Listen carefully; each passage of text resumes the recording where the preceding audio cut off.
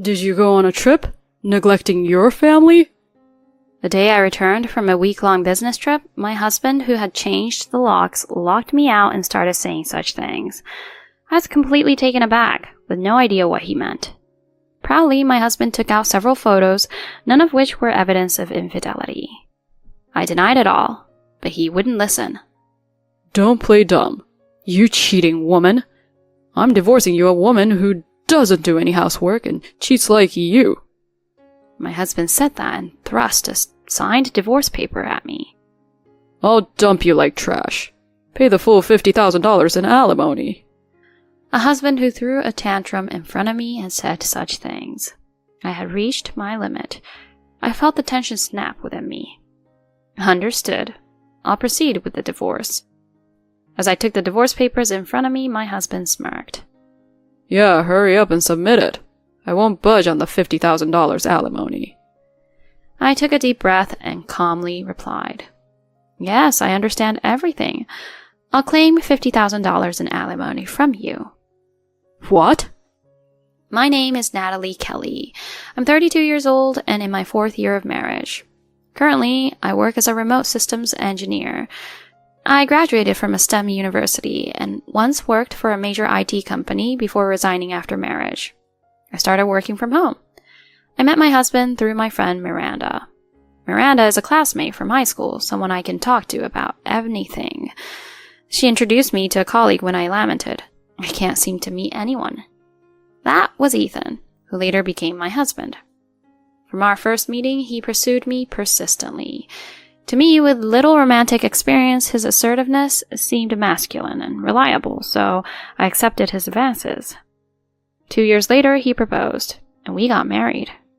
However, shortly after marriage, I was surprised to learn something. Ethan had almost no domestic skills. We got married without living together, but while I had been living alone, Ethan had always been living with his parents. Because of that, he can't even operate the washing machine. At first, I thought I could teach him from now on, but he seemed completely uninterested in learning. As he left all the housework to me and did as he pleased, my dissatisfaction grew over time. Unable to bear it any longer, I decided to talk to Ethan one day. Hey, Ethan, can you please try to help out with the housework a bit more? What's the matter? Ethan, who had been lying on the couch watching TV, reluctantly got up. So, Ethan, you should also help out a bit with the housework. Why? Just as I was about to respond, Ethan interrupted with a bewildered expression. Surprised, I replied, Why? Because we live together, so housework should be shared. Natalie, what are you talking about? It's always been the wife's job to do the housework. I was confused by Ethan's unexpected response. But I have a job too, you know. You're just messing around on the computer at home, aren't you? Your work is overrated. Anyway, whether you work outside or not doesn't matter. Housework is the wife's responsibility. What the hell is that? The responsibility I thought was dependable and masculine turned out to be a complete male chauvinist. No matter how much I pleaded, he wouldn't listen. I ended up doing all the housework reluctantly. With such a lifestyle, stress naturally built up. When I met my best friend, Miranda, after a long time, I couldn't help but complain. Ethan never tries to do any housework. I'm really at my wit's end. Miranda then gave me a wry smile and offered some support. He's probably relying on you too much. He's hopeless without you, Natalie. But I'm really getting tired. Even so, you love him, right? You have to keep trying. Feeling encouraged by Miranda, I felt a bit relieved. I'm grateful to have a true friend like Miranda. It's really something nice. With this in mind, I returned home and did the housework again that day.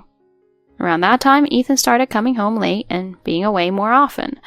With that, his attitude became increasingly arrogant. One day, Ethan didn't come home even after 11 p.m., so I finished the housework and rested first. Then, when he returned home late at night, he suddenly woke me up by hitting me.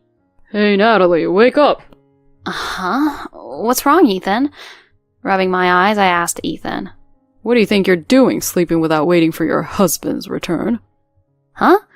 But you didn't come back, even after contacting you, and I have work tomorrow. No excuses. Got it? When I come back, you better greet me with a smile. And make sure the meal and bath are ready perfectly. But... Just get up. I'm hungry, so make me a midnight snack. Looking at the clock, it was past 1 a.m. At this hour? Please, have mercy. Just get up. Do you want a divorce? The word divorce surprised me, and I got up. Then, nervously, I made pasta. Ethan waited with his arms crossed. When I served the pasta, he ate it contentedly and said, After this, I'll take a bath, so get the towel and change of clothes ready. Yes, understood. Despite the hardship, I tried my best to fulfill Ethan's wishes as much as possible. Around that time, my work started to get busy. I had taken on a major new project, which not only involved remote work, but also increased meetings outside. I informed Ethan about it, but he only said, Don't slack off on the housework. A job that requires constant attention and housework that demands perfection. Before I knew it, I no longer had time to relax alone, and I was constantly under pressure. Ethan still spent a lot of time away from home, and we didn't have much time together as a couple. But by then, I started to think it was better if he didn't come back, as being alone at home meant I had fewer choices. One day, something had happened. I made a small mistake. Feeling a bit sick that day, I couldn't go shopping, and I ended up running out of beer, which Ethan always drinks. Hey, where's the usual beer? Coming home late that day, Ethan noticed there was no beer prepared and asked irritably, I'm sorry. We ran out. I'm not feeling well today. What are you doing? You're really useless. He sighed and continued. Go to the convenience store right now and buy some, and it's coming out of your own pocket. I have a cold and a fever. So what? You're just always like this. If it were her in this situation... Huh?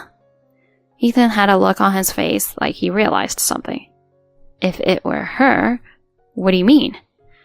I meant my subordinate. Unlike you, I have a subordinate who understands things. I see. Still not satisfied, Ethan pushed me to the front door. Just go buy the beer. Yes, understood. Despite feeling dizzy from the cold, I went out late at night. Ethan's words earlier, something about them bothers me. Maybe there's a connection to his sudden arrogance.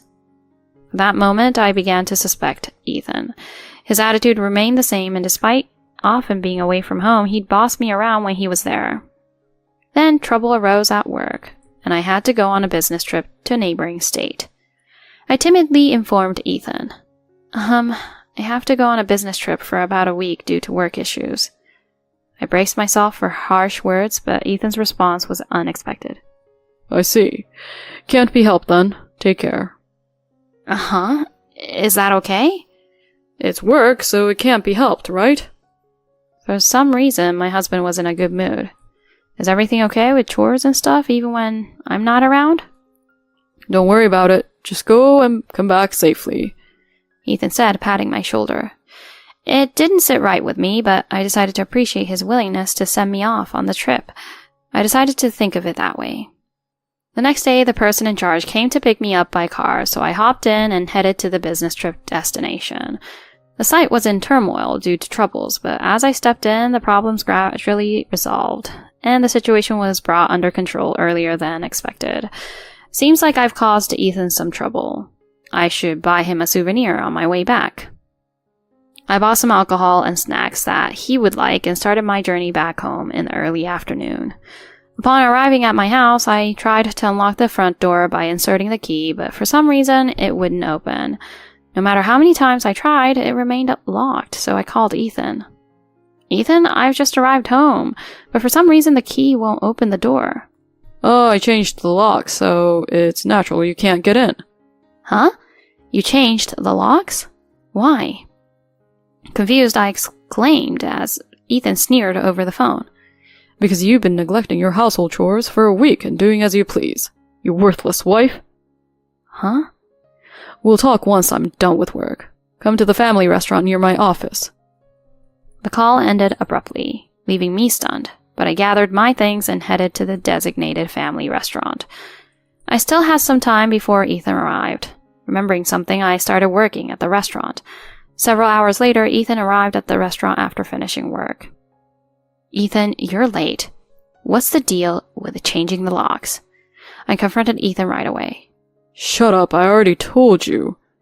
It's because you've been abandoning your duties as a wife to play around. But I told you about the business trip. You agreed, didn't you, Ethan? My husband then responded bitterly. No, I don't recall hearing that. You were probably off on a cheating trip, neglecting your chores, weren't you? What? I was taken aback by the unexpected accusation of a cheating trip. Ethan proudly took out several photos. They showed me getting into a car with a male colleague from work.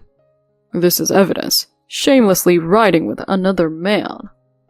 After reviewing all the photos, there was nothing that could be considered cheating. I was just in a car. What are you talking about? These are just pictures of me traveling with a colleague for work. Stop playing dumb, you cheating woman. Ethan's face turned red with anger, unwilling to listen. I'm divorcing you for being a wife who doesn't do chores and cheats. Ethan shoved a signed divorce paper towards me. Divorce? I'll just discard you like trash. I'm demanding $50,000 in damages, so make sure you pay up. My husband arrogantly boasted in front of me like that. I had reached my limit. I felt the tension snap within me. Understood. I will proceed with the divorce. As I took the divorce papers in front of me, my husband smirked. Yeah, go ahead and submit it. The alimony will be $50,000, not $1 less. I took a deep breath and calmly responded. Yes, I understand completely. I'll be claiming $50,000 in damages from you. Huh? He looked up at me with a confused expression. I'll be claiming? Do you even know what you're saying? You're the one who cheated, so you should be the one paying damages. Well, who knows?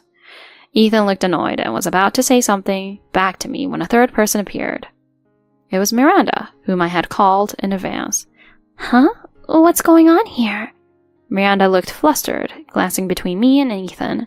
Ethan's face suddenly went pale. Thank you for coming, Miranda. Could you please sit down for now? While Miranda tried to sit next to me, I stopped her and made her sit next to Ethan.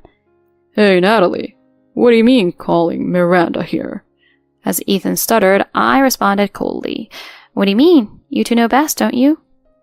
Uh-huh. What are you talking about? You and her were the ones cheating, I snapped. Yes, they were sneaking around behind my back. Doubting the cheerful Ethan who had sent me on a business trip, I had set up surveillance cameras around the house.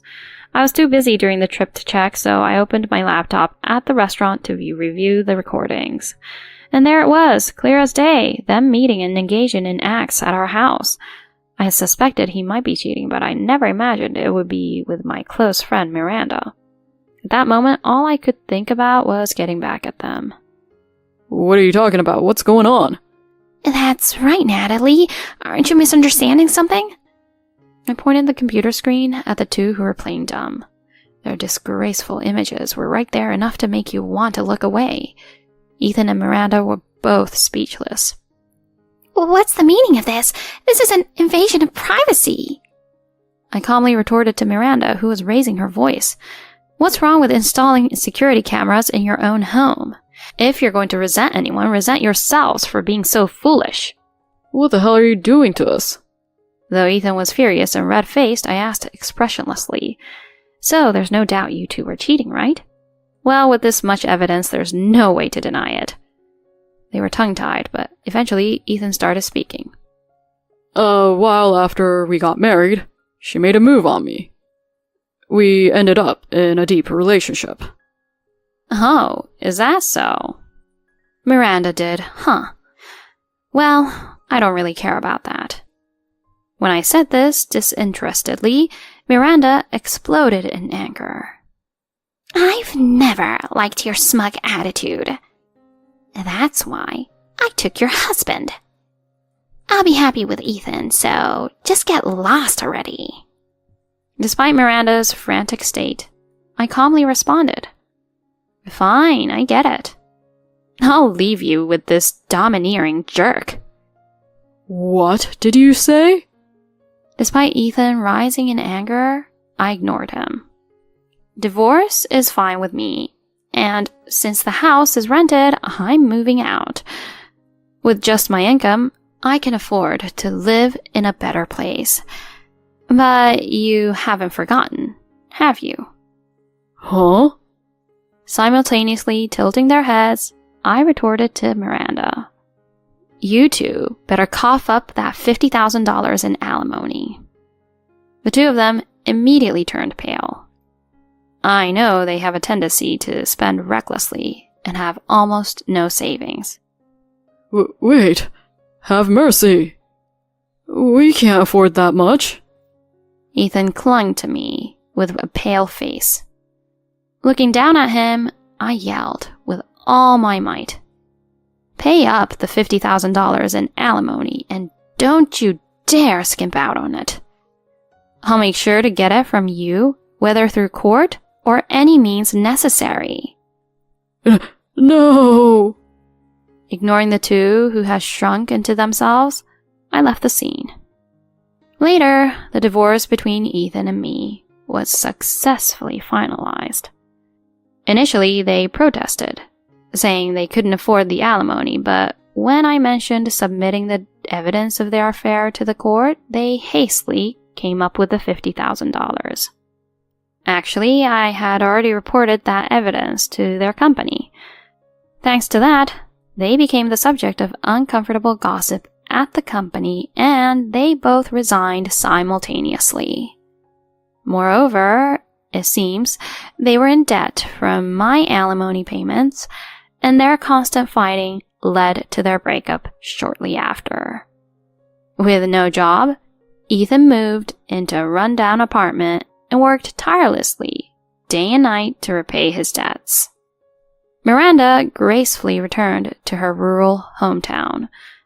And as for me, I moved into a newly built apartment with the alimony payment and lead a leisurely and self-sufficient life.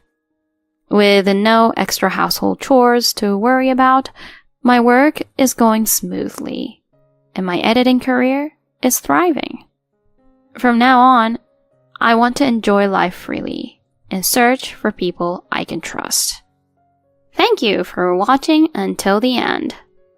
If you enjoyed the video, please make sure to like the video and subscribe to our channel. See you in the next video!